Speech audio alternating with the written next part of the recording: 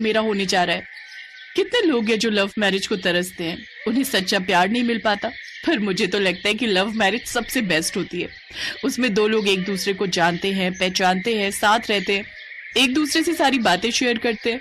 फिर आसानी से हम किसी ऐसे इंसान के साथ जिंदगी गुजार सकते हैं जो काफी समय से हमारे साथ होता है, हमें जान चुका होता है। पर मेरा मन था कि तू भी लव मैरिज करे, पर अब तो तेरी लव मैरिज होने से रही, तुझे तो अरेंज मैरिज करनी पड़ेगी। तुम जानती हो सोनिया, सुमित ने मुझे धोखा दिया है। उसने विदेश जाकर वहीं एक लड़की से शादी कर ली है और वहीं सेटल हो गया है। इसी वजह से मेरा प्यार से मन उठ गया है। अब तो मम्मी पापा जहाँ कहेंगे मैं वहीं शादी कर लूंगी। हाँ, अब तो तुझे ना चाहते हुए भी अरेंज मैरिज ही करनी होगी। चल मैं चलती हूँ, मुझे शादी की बहुत सी तैयारी करनी है। वो मुझे साहिल के साथ मार्केट जाना है। सोनिया की लव मैरिज की खुशी उसके चेहरे पर झलक रही थी।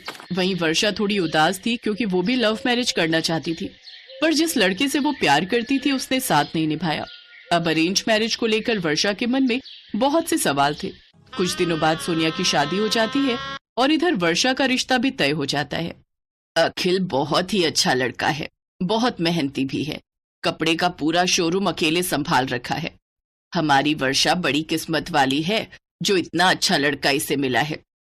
हाँ वो तो है। वैसे पंडित जी बोल रहे हैं 15 दिन बाद ही शादी का शुभ मुहूर्त है। उसके बाद 2 साल तक कोई मुहूर्त नहीं है। अब हमें बहुत जल्दी जल्दी शादी की तैयारी करनी होगी। 15 दिन बाद शादी का सुनकर वर्षा घबरा जाती है क्योंकि वो अखिल को अभी ठीक से मिली भी नहीं थी और न ही उसकी अखिल से ज्यादा बात हुई थी। अरे यार सॉरी, वो मैं तेरा फोन नहीं उठा पाई। अरे वो साहिल मेरे लिए ब्रेकफास्ट बना रहे थे, बोल रहे थे कि पहले वो खा लो उसके बाद किसी से बात करो। तुम तो जानती ही हो, अब पति प्यार से ब्रेकफास्ट बनाकर खिलाए तो किस बीवी का मन नहीं करेगा शौक से खाने का। वैसे क्या हुआ, तू मुझे फोन कर रही थी, सब ठीक तो है ना? सोनिया, मेरी शादी पक्की हो गई है। 15 दिन बाद मेरी शादी है। क्या? 15 दिन बाद तेरी शादी है? पर तू तो अभी लड़के को जानती भी नहीं है। वैसे तू अखिल से मिली है? बस वही, जब सगाई पक्की करने के लिए आए थे तभी हल्की फुल्की बात हुई थी। हाँ, उनका फोन आया था, बोल रहे थे कि आज कुछ देर के लिए मैं उनके साथ बाहर चलूं तो आज जा रही हूँ। अच्छा ठीक है, अब मैं क्या ही बोलूं। अब तो तुझे अरेंज मैरिज करनी पड़ेगी, देखो क्या होता है। वैसे मेरे हिसाब से तो लव मैरिज ही बढ़िया रहती है। देखने में कितनी खुश हूँ, साहिल मेरा बहुत ख्याल रखते हैं, किसी भी चीज की कमी नहीं होने देते। मेरी नजर में तो लव मैरिज अच्छी है, पर कोई नहीं, तेरी अरेंज हो रही है तो मैं तो यही कहूंगी कि वो भी ठीक रहे। सोनिया की अटपटी सी बातें सुनकर वर्षा और परेशान हो जाती है। उस दिन अखिल उसे सबसे पहले मंदिर ले जाता है, उसके बाद वो एक रेस्टोरेंट में जाते हैं। वैसे तुम्हें खाने में क्या पसंद है?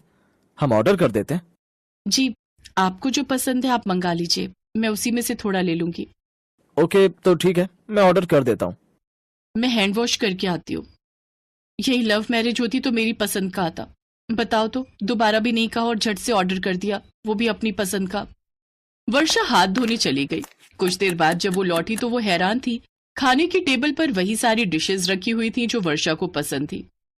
ये सब तो मेरी पसंद का है, क्या आपको भी ये सब पसंद है?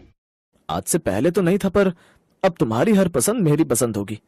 मैंने तुम्हारी मम्मी को कॉल करके पूछ लिया था कि तुम्हें खाने में क्या क्या पसंद है, और मुझे ये भी पता चला है कि तुम्हें वो सॉफ्टी वाली आइसक्रीम बहुत पसंद है। हम रास्ते में वो भी खाएंगे, और हाँ, गोलगप्पे भी। वो मैं तुम्हें एक फेमस जगह है वहां आके खिलाऊंगा। पर खट्टे पानी वाले। खट्टे पानी वाले, चलो मैं भी एक दो खा ही लूंगा। वैसे वर्षा, बाकी तुम मुझे अपने बारे में सब कुछ बता दो कि तुम्हें क्या क्या पसंद है और क्या क्या नहीं। वर्षा, मैं चाहता हूं कि मैं तुम्हें हर तरह से खुश रखूं। मेरी तरफ से तुम्हें कभी कोई कमी ना रहे। तुम तो मेरे लिए बेस्ट वाइफ बनने जा रही हो, मैं तुम्हारे लिए बेस्ट हस्बैंड बनना चाहता हूँ। वर्षा ने सपने में भी नहीं सोचा था कि अखिल उसे इतना प्यार करेगा। उसके मन की सारी टेंशन दूर हो गई। उस दिन वर्षा ने अखिल के साथ बहुत एंजॉय किया। अखिल ने उसे किसी भी बात की कोई कमी नहीं होने दी। शादी की सारी शॉपिंग भी अखिल और वर्षा ने एक साथ की। कुछ ही दिनों बाद उन दोनों की भी शादी हो गई। शादी के बाद वर्षा ने सारे घर की जिम्मेदारियों को अच्छे से संभाल लिया। वो बढ़िया बढ़िया पकवान अपने पति को बनाकर खिलाने लगी, तो वहीं दूसरी तरफ सोनिया खाना बनाना नहीं जानती थी, लेकिन धीरे धीरे उसने भी अपनी सास से खाना बनाना सीख लिया। वर्षा की एक ही कल्चर में शादी होने के नाते वर्षा अपने ससुराल के रीति रिवाज झट से सीख गई। आज की पूजा की सारी तैयारी वर्षा बहू ने की है। इसने मुझे किसी काम को हाथ तक नहीं लगाने दिया। वहीं दूसरी तरफ सोनिया ने इंटरकास्ट मैरिज की थी, जिस वजह से उसे अपने ससुराल वालों के रीति रिवाज सीखने में वक्त लगने लगा, जिससे सोनिया को अपने ससुराल में एडजस्टमेंट करने में वक्त लगता है। एक रोज वर्षा और अखिल एक शादी में गए थे, जहां सोनिया भी साहिल के साथ पहुंचती है, जहां वो देखती है कि पूरी शादी में अखिल वर्षा का खूब ख्याल रख रहा है और उसकी हर फरमाइश पूरी करता है। ये सब देख सोनिया और वर्षा की ये गलतफहमी अब दूर हो गई कि अरेंज मैरिज में हम वो प्यार नहीं पा सकते जो लव मैरिज में पाते हैं। लव मैरिज हो या फिर अरेंज मैरिज, बात आती है अच्छे पार्टनर की। जब लड़का और लड़की दोनों की सोच मिल जाती है तो रिश्तों में प्यार अपने आप ही आ जाता है।